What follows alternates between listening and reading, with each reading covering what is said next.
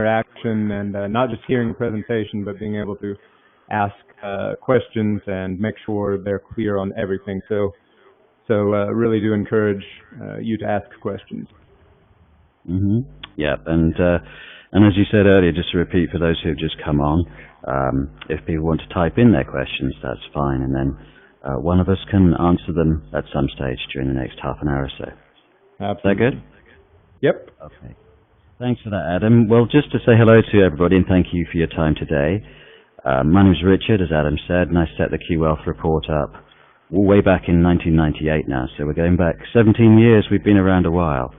And part of the reason we have been around a long while is because we always check out opportunities in different places and make sure if it's an investment that we think is a good one, and if it's, for instance, in something like a bank account, we make sure we go and use it first before offering it out to you. So that's been the reason for our longevity in this industry, because it is an industry that people come in. So what we're hoping to do for you with a project like this is to offer you something which we've already done a certain amount of due diligence on. With this particular project, then I was actually introduced to it by a client of ours who's now become a friend, as often happens actually with the Q Wealth.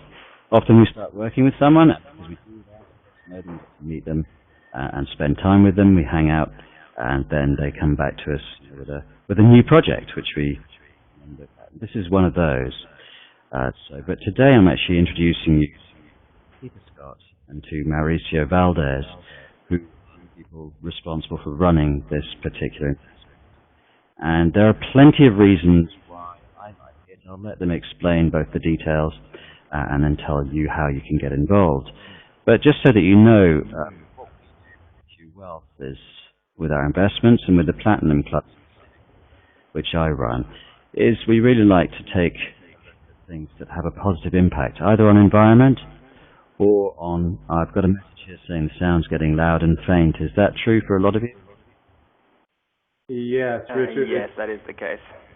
Kind of coming in and out really regularly. I don't know. You might want to shut down or any other programs you're running. Yeah, no, absolutely. Everything else shut down, actually. So, okay, well, maybe in that case, I will just cut this short and just say, what we do is we look for projects which have a positive impact either environmentally or socially, and what I like about this is that it has the aspect of helping Mexico to become self-reliant.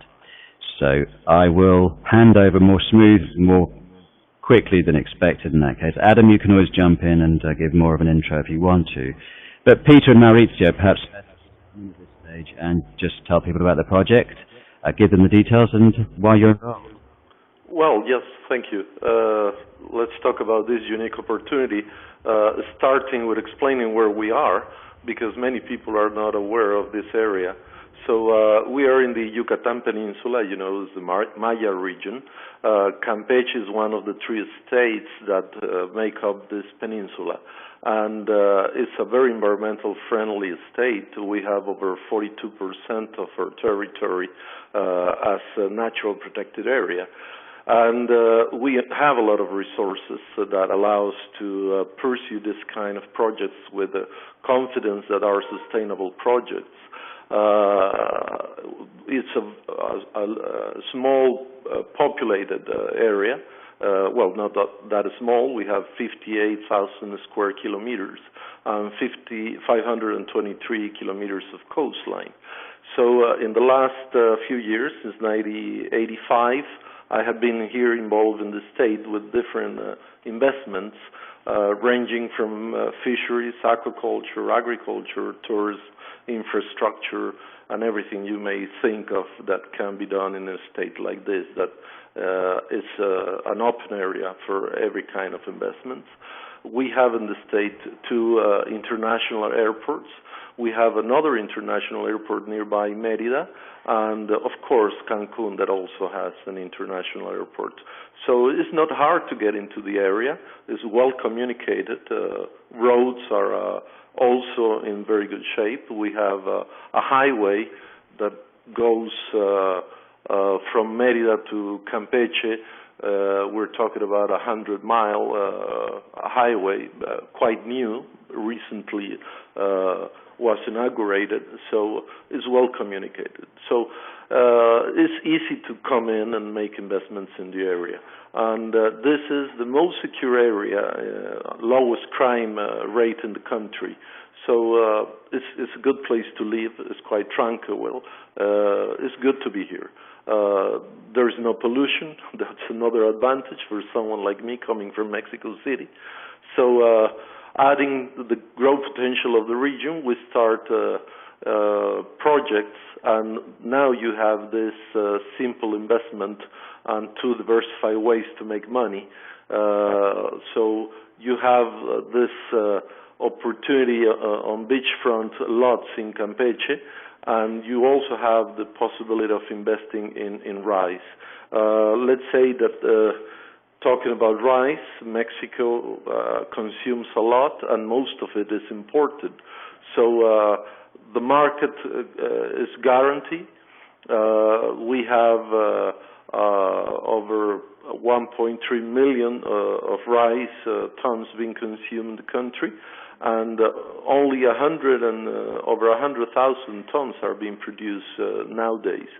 Campeche holds the best areas in the country for rice production, and out of the 6 million hectares available in the state, of course, we have been selecting the best possible sites. So we have good land with irrigation capacity. We already have the concession of over 11 million metric cubic meters from underground water, and we also have a reservoir with 24 million cubic meters of fresh water available for irrigation. So one of the most difficult commodities available for agriculture in the world is water, and that's not a problem in this area. So we're taking advantage of the availability of natural resources in both possibilities of investment. The beachfront properties, very pristine waters. There is no problem for water supply. There's all of these natural resources to enjoy, and you have the possibility of touristic development, real estate development. So beachfront properties will increase its price exponentially in the next few years. Now, going back to the possibility of farming, in the case of rice, land is very suitable, but also prices of land are very, very acceptable right now to start this kind of business and also to grow exponentially. So we have, I think, the best in the world to start these investments. So that's why, in summary, we synthesize in those two paragraphs your choices, and of course the choice is yours to invest here with us in Mexico. So I would like to introduce Peter with you, and maybe Peter can comment a little bit more on this investment opportunity. Good morning, and good afternoon to some of you. Obviously, I'm working with Marissa on this idea. We've been working on Playas Palmeras now since 2003. We've been very successful in selling to mainly the North American market, and more recently a more Mexican market. We've currently sold in Playas Palmeras alone over 324, I think it is the exact number, home sites that are to foreigners generally, who each plan on building individual residences there on the beach.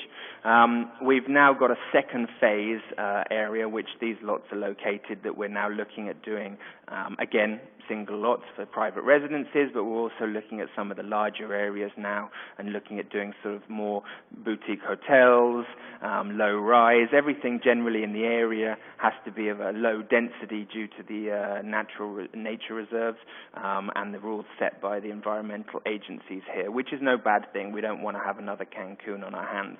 So we've been doing everything generally, working with other developers in the area, each who have their small low-rise projects as well. So the idea is that you buy a piece of beachfront of us, you get title to this in the form of however you wish to take it here in Mexico, and in the meantime that the rice investment obviously is flourishing over the next few years, and we're building towards the IPO. Then at that point, before we do that, you have to decide, would you like to keep your beachfront land, which will have a value of 3 to maybe more times the value that you're paying for it now, or you look at keeping keeping your shares or selling your shares, depending on however you wish to do that. Up to about 4 years is our estimated time for the IPO.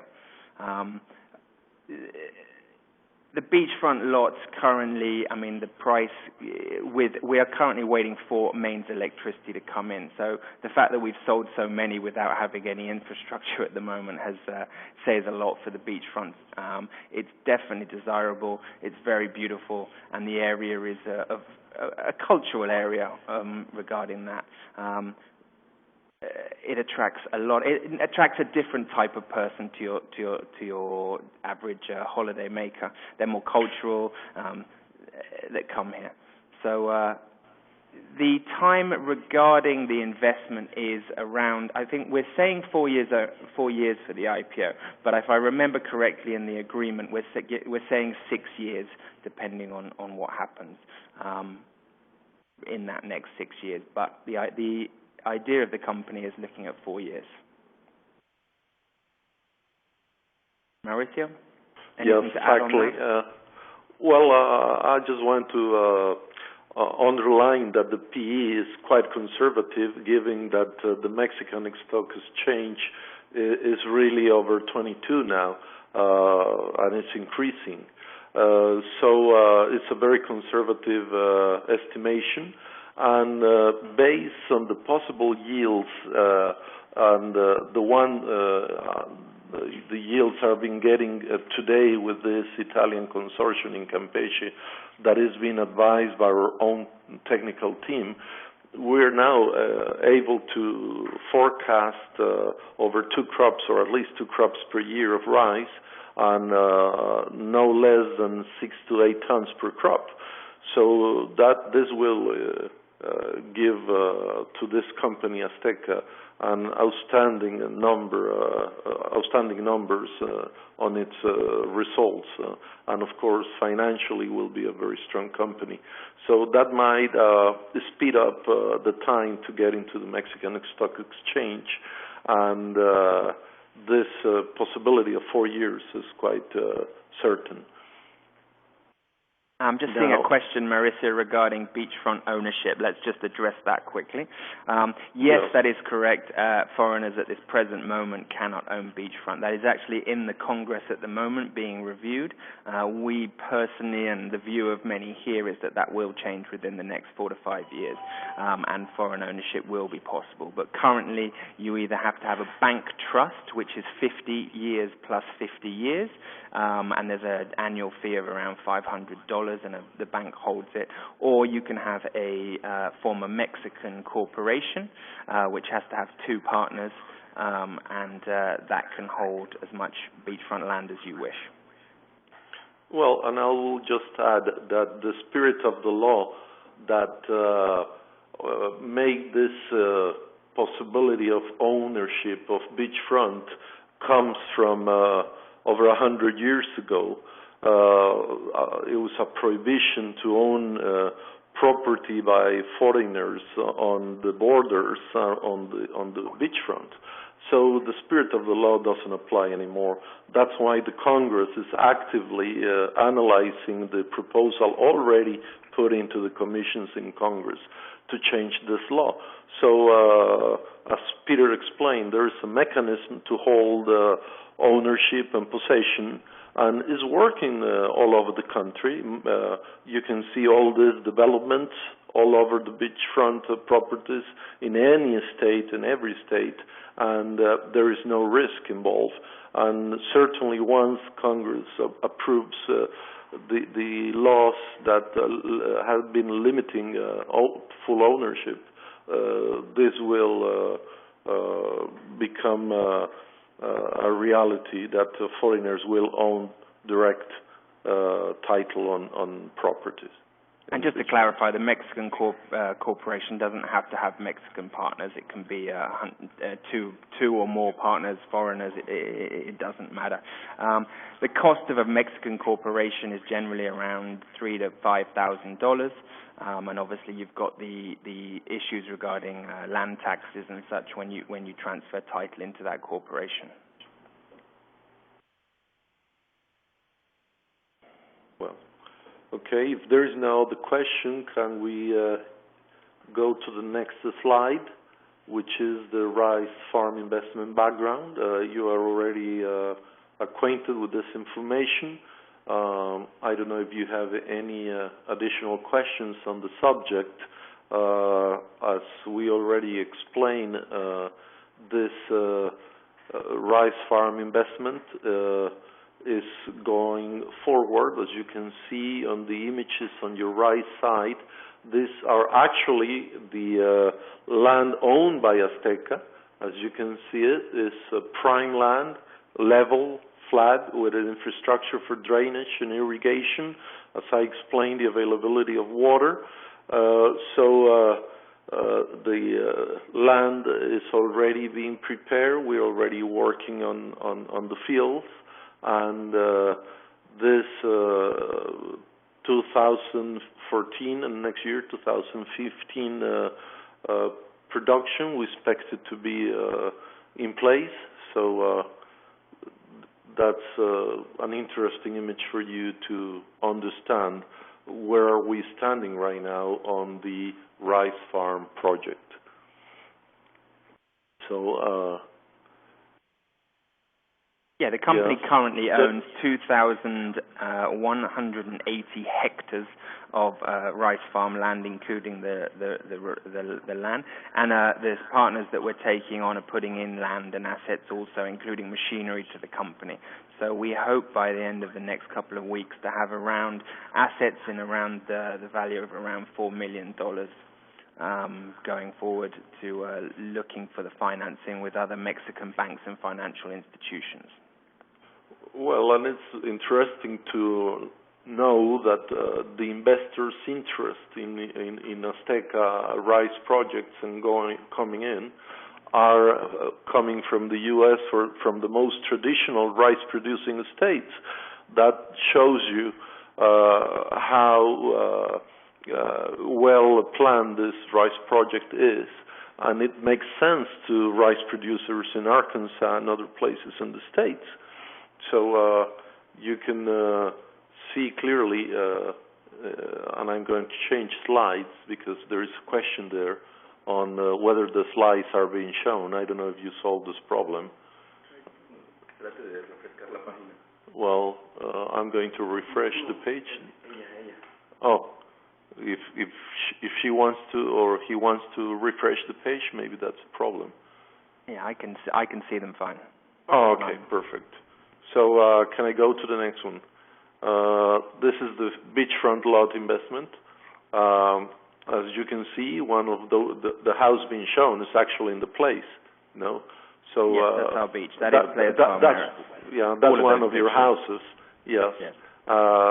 You can see how pristine the place is. You'll be surprised once you visit the area how beautiful it is. Right now we are right in the middle of the sea turtle nesting season.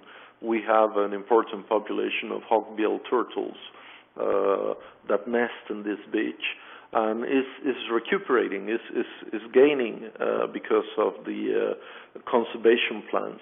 We are involved in conservation. We form a civil organization created by all the beachfront property owners. I'm also beachfront property owners. And let me tell you, it's working. We are involved in conservation projects, working with authorities, working together on these efforts, and trying to have all developments being done sustainable. All our projects are environmentally authorized. We have no problems of any kind so far. except as Peter explained, we still need some infrastructure having to do with electricity. But we are already working towards several developments. Let me just step in there 1 second, Mauricio. Yes. Just to explain that, yes, we're environmentally friendly, and yes, we're doing these developments, but we're also not in the middle of nowhere. We have a highway at the back of the project that runs to Campeche and to Ciudad del Carmen. Ciudad del Carmen has an international airport, 2 flights a day, I believe, into Houston, and that's only 40 minutes away.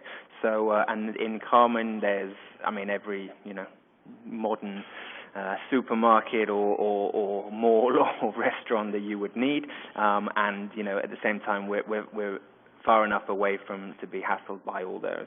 And but there's a section of beachfront, so I'm speaking Spanish, a section of beachfront which is about 27 kilometers between a development that's called Akbal. Akbal was a project that's had a few of its own problems, but is now moving forward. Akbal is a 2,000 room condominium. 2,053 there you units. Go. Yes. Mauricio actually did the environmental report for them, and that has a Jack Nicklaus golf course, the top level, I can't remember the name of it, with his own condominiums. It has a marina, it'll have other hotels and restaurants, and that's only around, about 10 minutes away from Playas Palmeras. And between Playas Palmeras and Akbal, there's, as you can see in the slides, it mentioned there's about 5 or 6 other developments that are now moving forward. We're all in an association together, and they've got some beautiful, the Residencia Zen is a lovely project of man-made lakes behind the beachfront, with sort of those, what are they called? Not Samoan, what are they called? Boa. Or palafitos. Yeah, those little palapas in the water above them, and there's some beautiful low-rise condominium. There's also some further residential developments. And again, there's other developers from the UK, there's some Americans, there's these other hotels are developers from Mexico City. So we're getting a little community built up down there, and we're working together with the same goal, which is to get the infrastructure, which is to get the electricity and develop the area in the right way, building something that isn't common this side. As we've got the history, we've got the culture, which Cancun can't offer. We believe that Campeche has a serious future as a major destination. We've just got to make sure that we develop it right. Yes. Well, if you allow me, I'll go into the next slide. Now it's just talking about ourselves, what we have done since we arrived here to Campeche. As I explained, our experience, and all these images are about projects we have been developing. In this case, I have been developing in agriculture or in ports. Actually, I've been involved in all the ports developments in the state. And on the left side, those beautiful palapas on the beachfront, I built those. And the other one is just an image of the project of Akbal. So the next slide is Peter. He's working there in Campeche. And you can see his involvement in this beautiful area.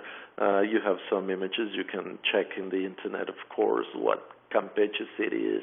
It's a city that is surrounded by a wall built on the colony, and therefore is a city registered by the United Nations as patrimonial of the world. And you can also UNESCO. See some images.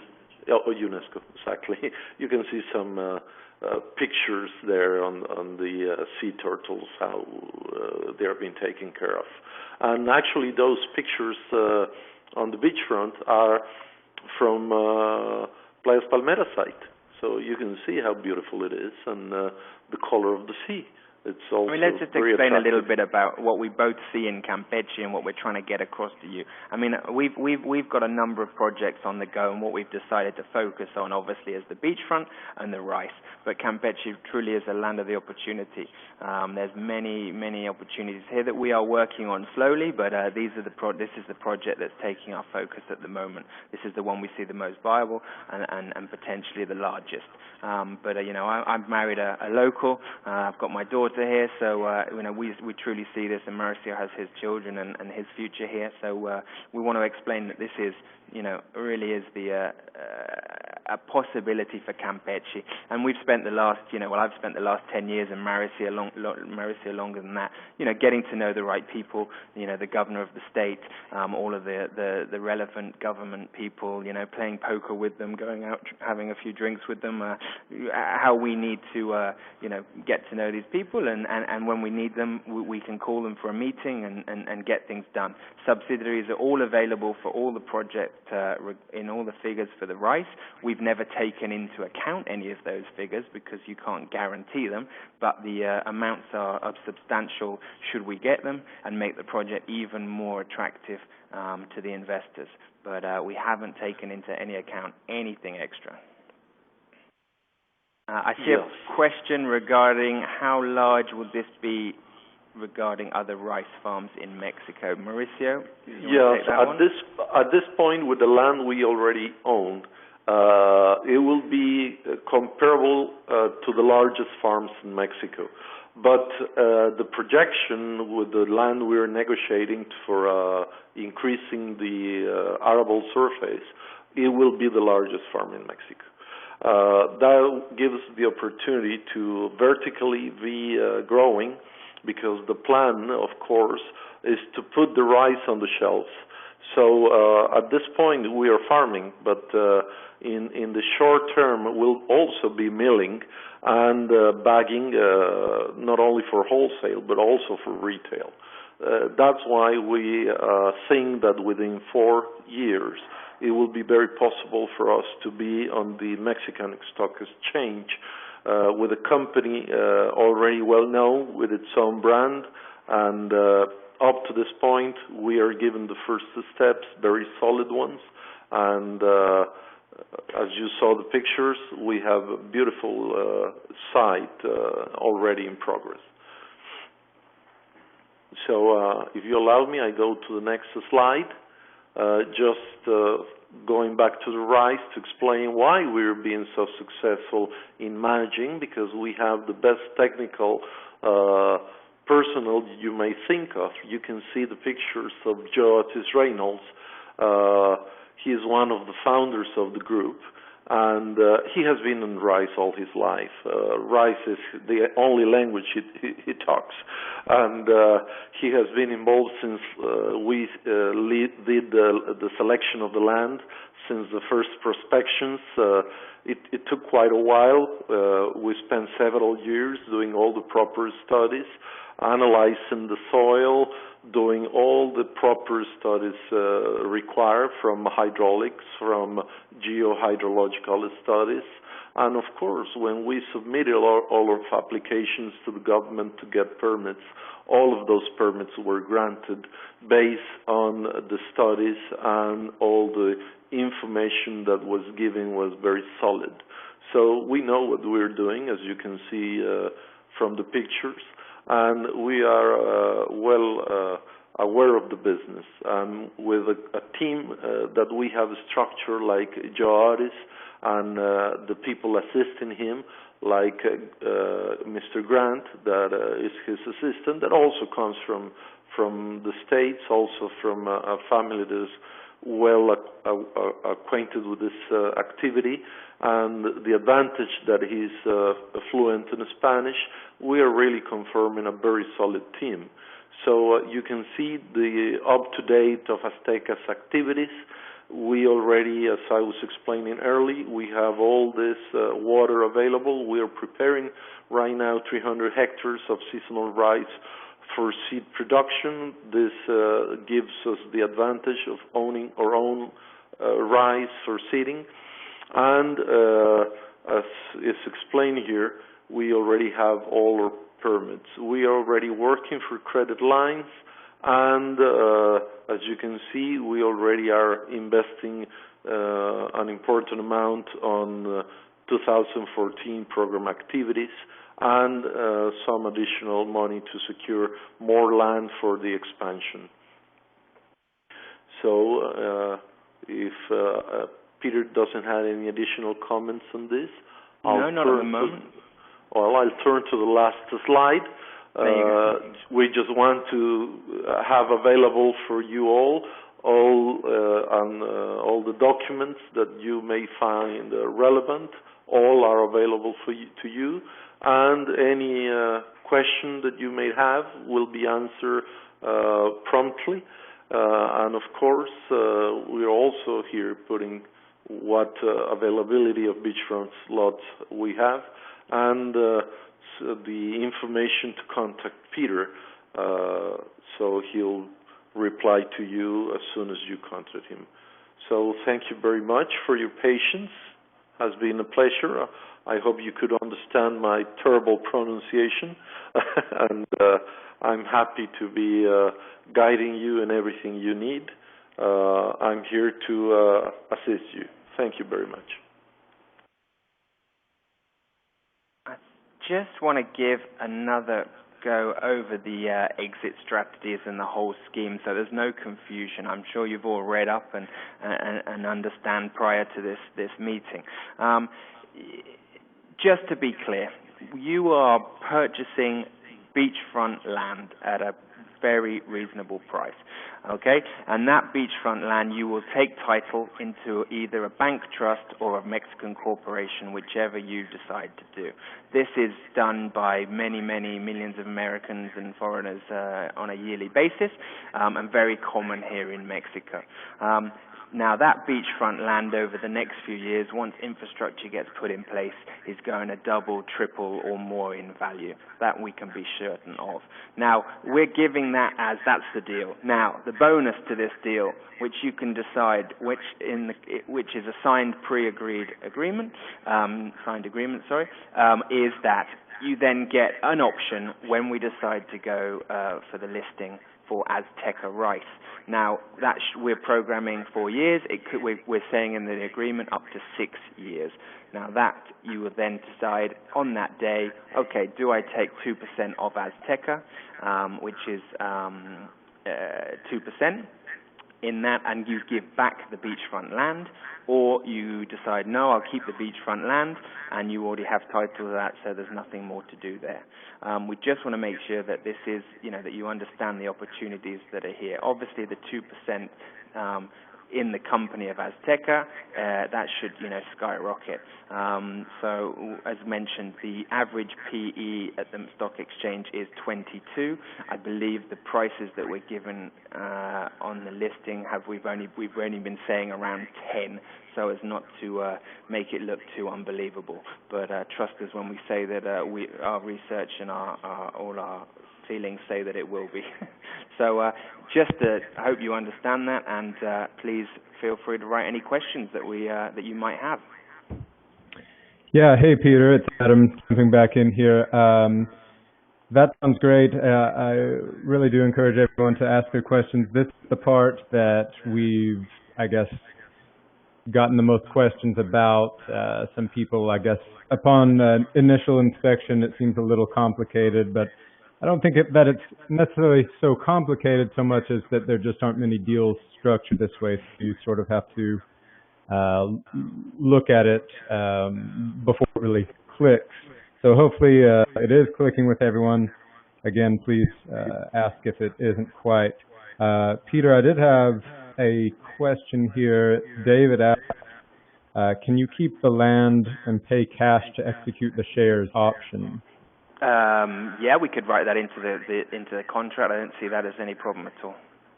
Excellent. I also had another question about government funding. Is that playing a role here? Government funding. Government funding, as in there are subsidiaries available, a substantial amount for well reparation, for digging out the irrigation, for fertilizers, for everything, for land preparation in general. We've never taken into account, we do have a file of all the numbers and what we believe we can achieve, But you have to sort of take it, I guess, with a pinch of salt. That you can't guarantee it because it depends on the situation of the government at that stage and what they've given to other projects during the year and the farming agency or such. It is a large amount and it changes the figures dramatically. But we haven't because you can't guarantee it. We haven't put it into the figures.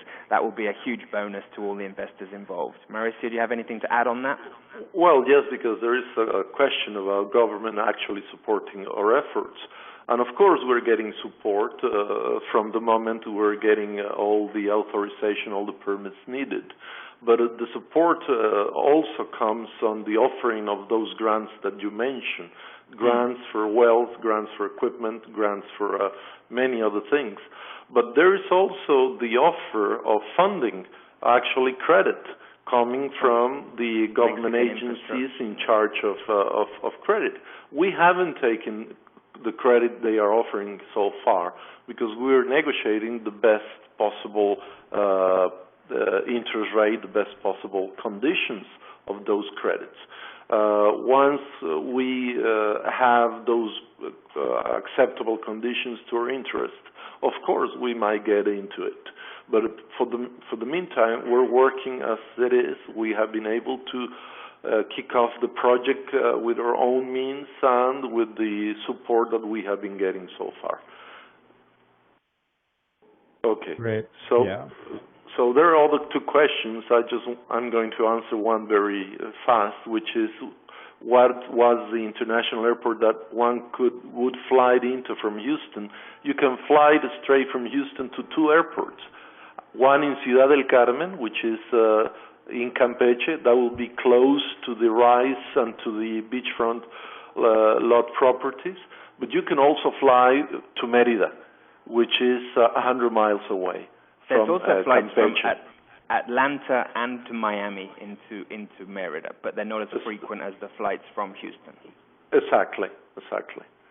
So that's the answer. Now there is another question, Peter. I think you should answer it about the lot sizes and prices. Yeah, there are various lot sizes and prices. No, the lot sizes are roughly the same in the section of beachfront that Sterling Development owns within the Playas Palmeras development.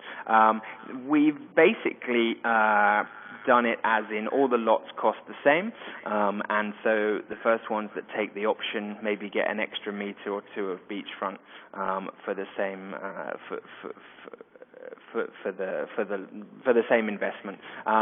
We didn't want to split it up between per meter squared as such. So sort of first come first served to who gets to choose which lots.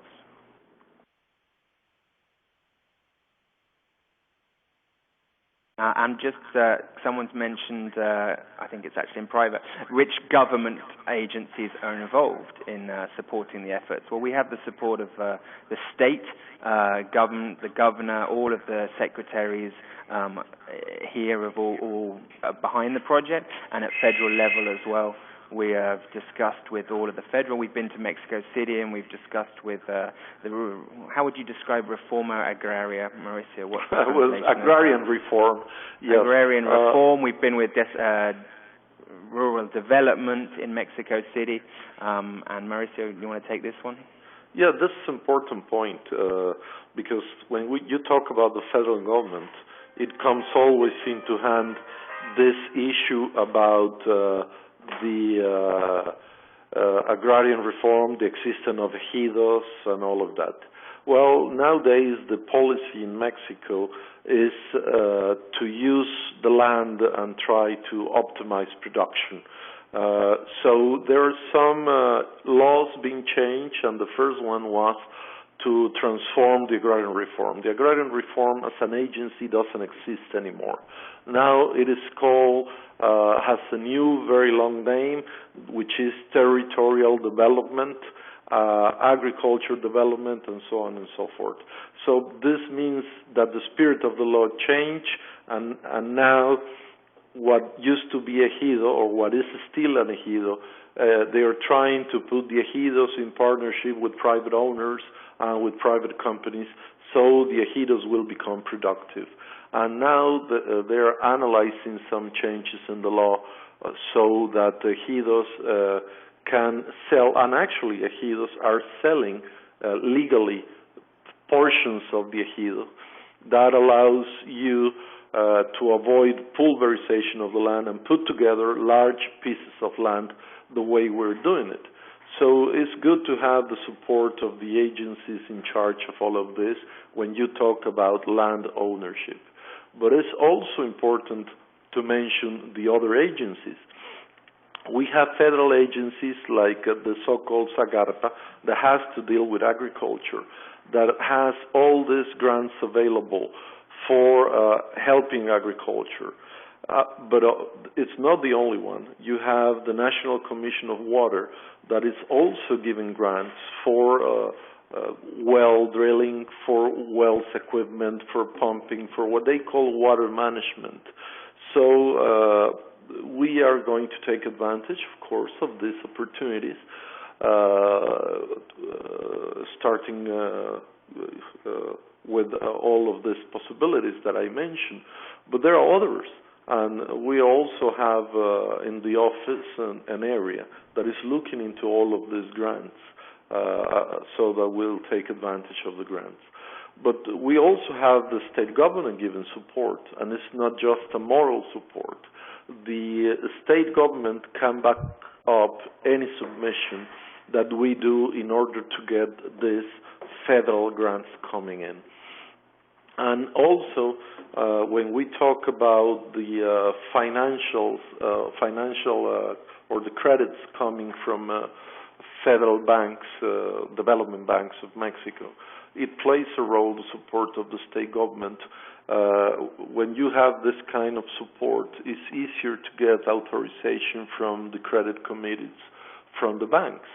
So I'm sure we will get, when we submit credit applications, all the support to get all those submissions approved. Okay, I don't know if you have anything to add, Peter? No, I just wanted to let's just see. We've got a question there regarding how much is the minimum investment. At the moment, all the lots are costing $153,000. And as said, they're all pretty much the same size. You can see on the website exactly, if I remember correctly, I believe they're between 85 and 93 meters deep, and they're all 25 meters of beachfront. So those are big size lots that can be either for a large or a large area residence. The size of the residence you can put on there, I don't think you'd have any problems, either small little house or something larger. And there are also lots that you could develop. I mean, you know, some sort of boutique hotel or some sort of luxury palapa type things. I mean, these lots have a lot of potential to do whatever you can do. I mean, permits in this area are not too difficult as well. Obviously, we can do all of that with the person, depending on what they wish to do on those lots. I mean, Marissa, you've got experience in that, so we know that anything's possible. Oh yes, we can get authorization in that case. But I would just add that investment. If you talk about investment and you go to the rise, the minimum would be $20,000. If you don't go into the beachfront property, you can invest in Azteca, a smaller amount, of course. So, sure. And I'm just seeing a question that yes, an investor can purchase as many parcels as they wish. We've currently, I believe, have 9 parcels available, and we think we can find more if the demand is there. But it is possible. Okay. So you want to go back to the, well, I'm going back to the slide where your contact information. Okay. Anyone else want to ask any more questions, or Adam or anyone think that anything needs explaining further? Yeah, again, just back to, the question of, I think earlier, so you just addressed the minimum investment, and earlier there was a question on minimum and maximum. But the minimums and maximums are more controlled by the fact that the lots are all fairly equal. So there's not a range in that, one lot is bigger and costs more. They're all fairly equal.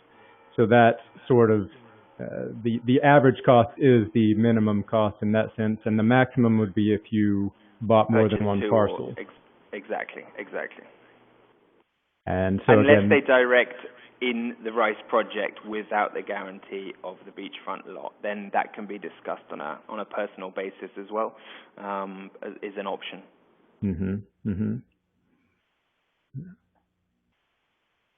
see. Trying to come through here and make sure that every question has been addressed. I know, I'm doing the same. Again, we're getting close to the hour mark, so probably be wrapping up very soon. Of course, you see on your screen the contact information for Peter, Maurizio. Feel free to use that. I'll type in also for everyone here the link to the website is ricefarminvestment.com to look at your leisure. And sort of opening up last call for any further questions. Thank you for those questions, by the way. That really adds a lot for the benefit of everyone. I guess just as a last sort of discussion point is that I've spent quite a bit of time in Mexico myself. I know a lot of Americans, U.S. citizens in particular, that tends to be a place where they visit a lot, and of course the press is less than positive. Oftentimes, those of us that have spent time there probably know that that's a little bit overblown. But you did mention that you're in a particularly safe and sort of stable region of the country. I also wanted to go back and mention that Mexico as a whole has been pegged as sort of one of the countries to watch in the next 10, 20 years as far as growing in general. So what we've got here is a country that's sort of on the up and up, and within that a region that is particularly safe and nice to invest in.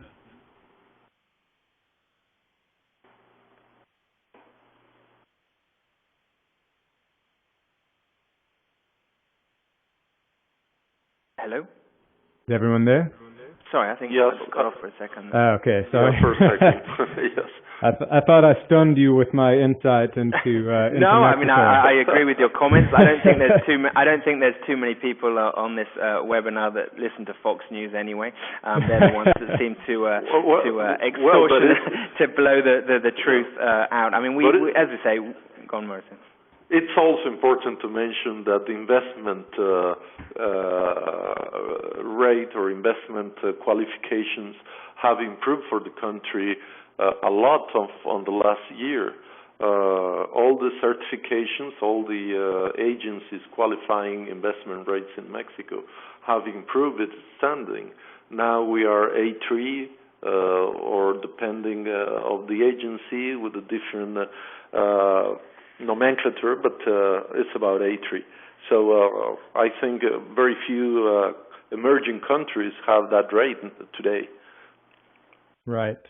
And this is just coming to me, we made no provision of this, but I assume you both are in the area, Peter and Maurizio. If someone wanted to come down and visit, look at the area, of course, I'm sure they'd be welcome, and you might meet we'll up be with happy. them. Oh, absolutely. We'd be happy to look after them. That's what we do, and arrange transport, pick them up from either of the airports, and show them the property and show them Campeche. I think a few days here you can see the potential of many aspects of tourism and of the farming. I mean, we can show you hundreds of thousands of hectares that we've already parceled out for future purchasing and future projects. So, and we do that a lot. That's what we do. We look after clients. We bring them down. As I said, we've been very popular selling. We've been very lucky.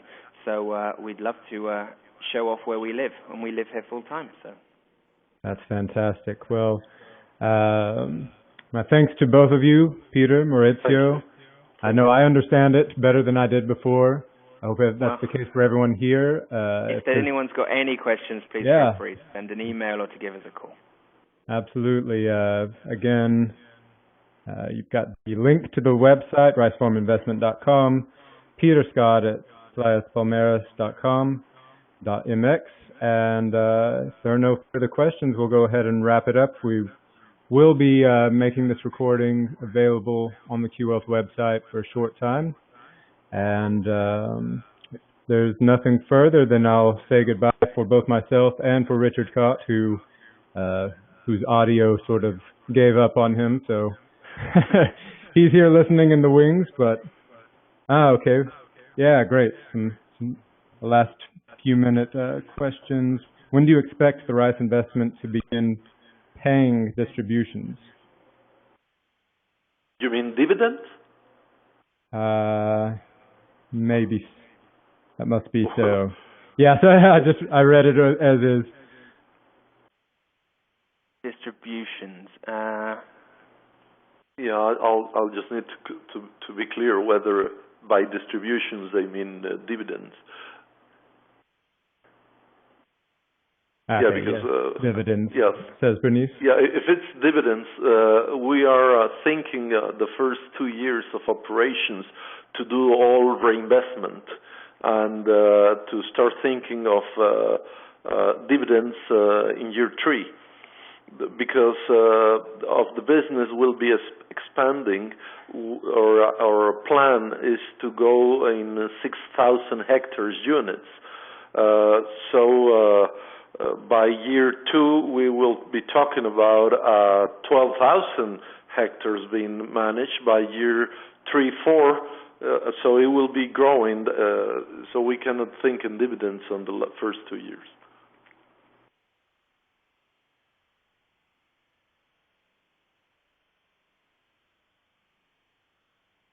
Great. Okay. Looks like that took care of Bernice. Anything else? If not, we'll go ahead and say thank you again and goodbye. And again, thank you. Get in contact with Peter, Maurizio, through the email, the website, or you can reach them through us, of course. Thank you. All right. Thank you, everyone. Thank again, you Peter, Maurizio, thanks for your time. All the best. Take care. All right. Goodbye.